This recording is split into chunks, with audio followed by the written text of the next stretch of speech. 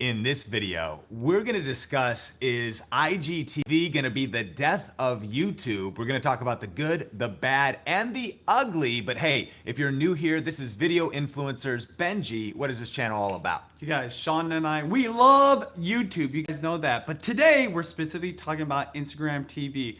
But regardless, our home base is on YouTube. We're helping you build your influence, income, and impact with online videos. You know, we have weekly tips videos for you guys every single week, as well as interviews with some of the top performers, the top producers, content providers on this platform. And we're just excited because today's a little bit unique because we're talking about another platform that could be a competitor to YouTube. Absolutely. What's up, Alyssa? What's up, Lindsay? What's up, Nicholas?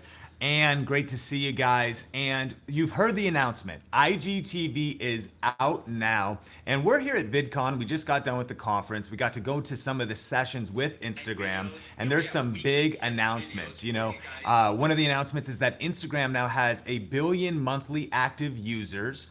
And of course, they launched this brand new app called IGTV. So if you haven't downloaded it yet, you can get it in the App Store. If you haven't updated your Instagram app, do that as well, because it's kind of like Facebook and Facebook Messenger. They're actually two different apps, but they very much work together. And so, Benji, what are your initial thoughts about IGTV? Well, it's big and you have to pay attention. You know, Sean and I always say, like, no matter what the platform is, as long as it's one of the big ones, when they come out with a new function, you always have to test it out. Even if you're not like, if you're already committed to another platform, because you never know what's gonna go viral, right? What's gonna be an immediate hit. And you just wanna be familiar with the different platforms because, of course, with something like Instagram that's got so much of people's attention, you wanna be paying attention and see if these new tools will be able to help you out. Me personally, I'm using it. I've already uploaded something today. I know Sean has. We put something on Video Influencers because there's a small window of time that you can be taking advantage of this opportunity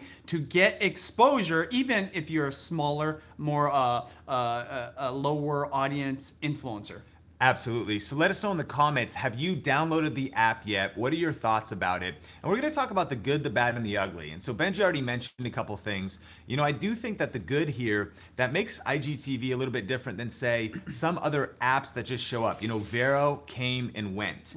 You know, people launch new apps like, it's going to blow up. You're not really sure. So sometimes it feels a little risky if you try it out. Yeah. I think the difference with IGTV is Instagram's already established. I mean, it's like it to YouTube. It's my favorite social media network. And on that point, it's so easy to sign up for Instagram TV because if your Instagram is already signed into, it's just super connected. So by the way, you do have to sign up for Instagram TV, but it just takes whatever your profile is on Instagram and transitions it over to that app. Absolutely. So to get started, make sure you download the app in the App Store. You know, make sure you just kind of log in. It's really easy to create an account. And a couple of facts we've learned is if you are, I think it's available to everybody, and anybody can upload 10-minute videos, vertical videos to IGTV.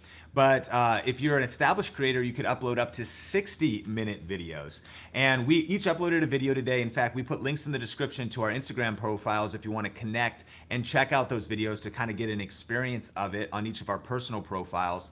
But it's kind of cool. You can upload thumbnails. So if you want to design a thumbnail, you can get that to your phone and then put that on there. You can do a title and you can also do a description.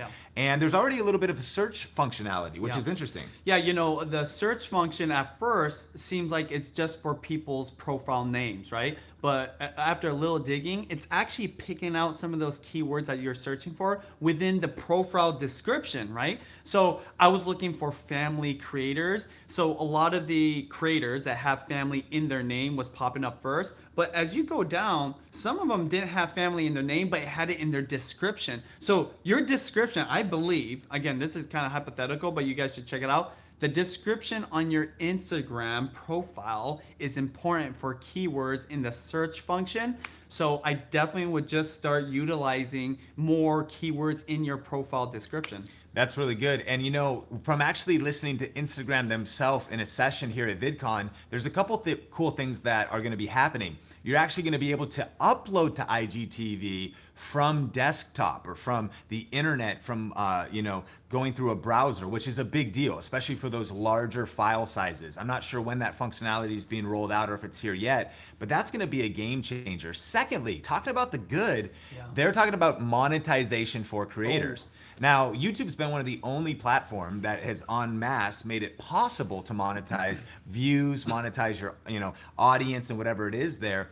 But Instagram said they're shooting for January 2019 for monetization to be rolled out. So from a good perspective, I think that it's very interesting for content creators to potentially be early adopters, do a land grab, and really think about what it means to create native vertical video, build an audience, and possibly build your income. Absolutely. And another thing I'd have to say is how native this is to the device. Okay, I'm holding this up. I don't know if you can see it. Chris, let me know.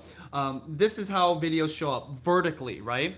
We talk about uploading natively to a platform. How about uploading natively to devices?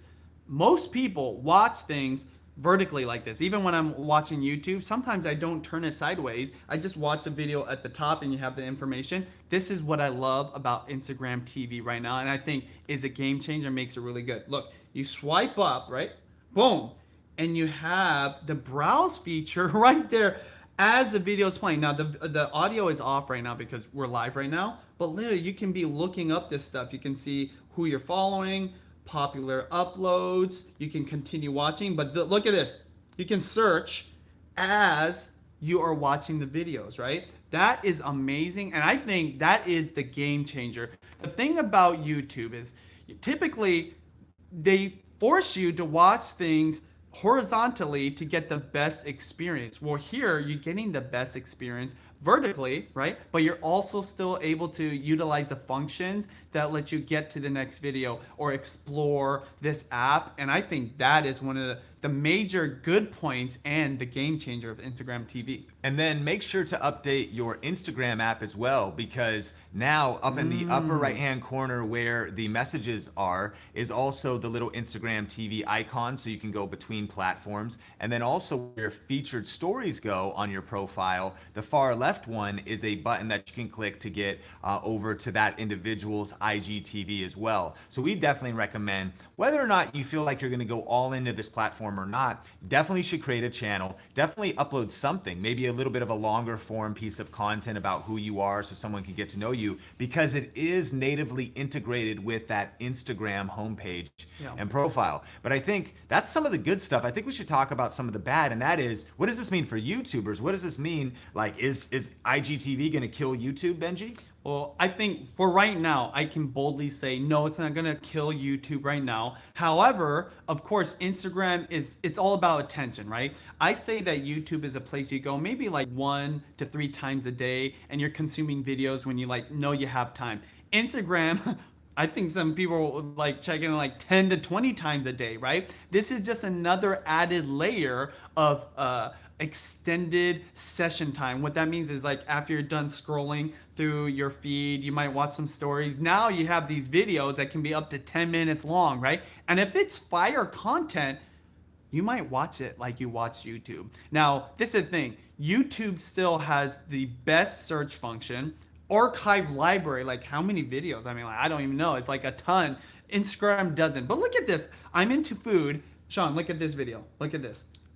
It's a dope, legit, like, recipe video that looks good. Now, this is the thing. Some people are uploading their YouTube videos or just like widescreen videos to Instagram, hoping that the middle will just be enough context so you understand. No, when you upload natively and it's vertical, I think that people are now so used to just watching stuff. Like when we FaceTime, right? We don't like turn the camera. We just watch it vertically. That is what I think YouTube has to watch out for. And YouTube did just announce they have a story function, so that'll be, vertical. But man, it's just so natural on Instagram right now, and I think that is what I would watch out for. Absolutely. Someone asked, is IGTV free? Yes, it is. Someone asked about analytics. This is one of the things I'm most excited about with IGTV is already with the videos we uploaded today, you can see your views, you can see your likes and your comments, but you can also already see audience retention, and you get that information right away. So already some insights that I gained with uploading about a 4-minute video. I kind of have a sense that even still shorter amount of content, like maybe 2 minutes. We saw some of our friends uploading videos, kind of quick. You want to be to the punch because I know my behavior. I want to consume content. I'm like, this is cool, but I'm on to the next thing. I probably don't want to hang on something for very long, but I'd love to hear from you guys. How long of content do you think you would watch vertically on Instagram? Do you think you would only do like a minute or two, or would you watch a 60-minute video vertically on Instagram and pay attention the whole time? But when I also think about the potential bad here, I think that it's not really a threat to YouTube. I think they're just two different things. Totally. I think that YouTube is really established, with smart TVs, with the widescreen experience. They own that. It is the online video leader. They just announced new stats that it's 1.9 billion active users now on YouTube. So both are growing. I think that they can coexist, but you got to admit, Instagram's kind of like the mafia, man. I mean, what they did to Snapchat, they saw the stories feature,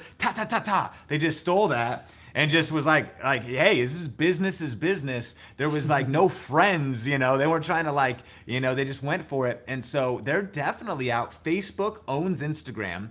And so they're out for blood, man. Everybody wants to win, but I think that both can coexist. Yeah, absolutely. And this is it's not bad. It's more optimistic. This is the thing. All the platforms want video. Even Twitter, Snapchat is video ultimately. And this is just another added layer of video on Instagram because video is so powerful. It is the most powerful way, I believe, to connect on social media. And advertisers like video because they can run ads, and we were talking earlier about how you can potentially monetize and then create like monetization opportunities for you guys as creators. So this should be looked at not as a threat for you guys as YouTubers or utilizing YouTube as a platform for your business or brand.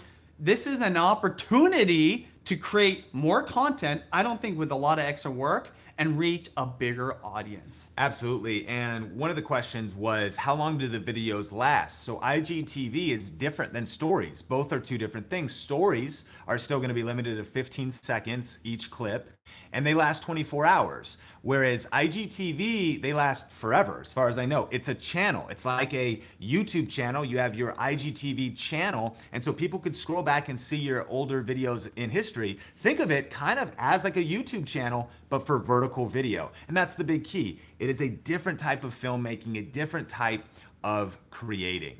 But Benji, let's talk about the ugly. And one of the things that I do think is interesting, we're optimistic about this. We're pumped about the fact that there is a new opportunity. One of the questions was for those that are having trouble getting traction on YouTube, could this be an opportunity? And I think yes, you could be an early adopter there.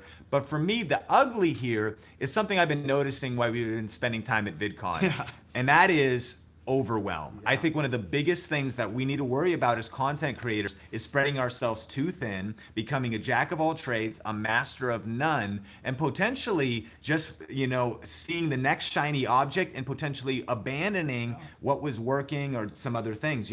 We just heard all about LinkedIn video, big opportunity right now if you're an entrepreneur space, business space. And so there's that. You mentioned YouTube is going to be rolling out stories probably to everybody. Same thing as Facebook stories, Instagram stories, Snapchat stories. YouTube's going to have a stories function. So I think we all have to be really thoughtful, strategic, and calculated as it pertains to our individual strategies for growing our brands online. And maybe that means not necessarily jumping on every hot new trend. What do you think? Absolutely. The number one thing is this. Pick your home base, right? So of course we love YouTube and we feel like that's the most powerful home base. But wherever that is, put a bulk of your time and prioritize content on that. It kind of doesn't matter other places what you're doing. But maybe Instagram TV is your place, right? So that's why it makes sense. Point being, you don't want to try all the other platforms and play with these tools and really try to upload on everything based on what is native to those platforms and use them obviously as places not only to market your videos but to engage with people. I'd say this: Instagram TV is definitely worth your time to really invest in it. It just means extra work, but don't forget about your YouTube. The thing that YouTube has that I believe no other platform will have anytime soon is that search function.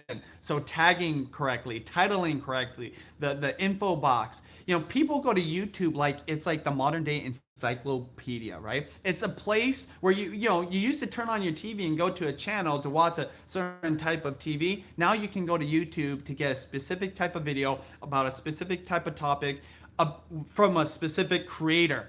And that's powerful. I believe Instagram could be that one day, but it's still got a long ways to go.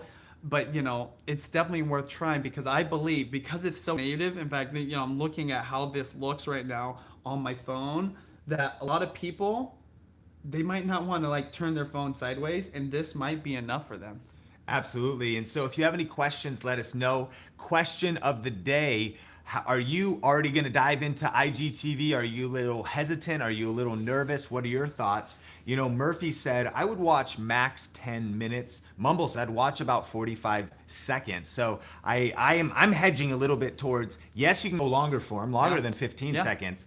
But I don't know about really long. Now, of course, depending on your influence, maybe you have a longer thought to convey. Our friend Nikki Philippi just, posted a personal video. It was just blowing up. And she was just talking to the camera. She just turned it on, talked vertically. But then we see accounts like Jesse Driftwood, and definitely check him out on his stories, but even his IGTV now, because he's kind of like a vertical filmmaker, and that could inspire you for different styles of content. Yeah, and the last thing I'd say about this before we end this live broadcast, and you really take some Q&A before that, is you definitely want to just make sure it's valuable content, right? Like, the strategy would be this. You want to make sure that if you are going to do long form content, like 5 to 10 minutes, make sure it's all interesting.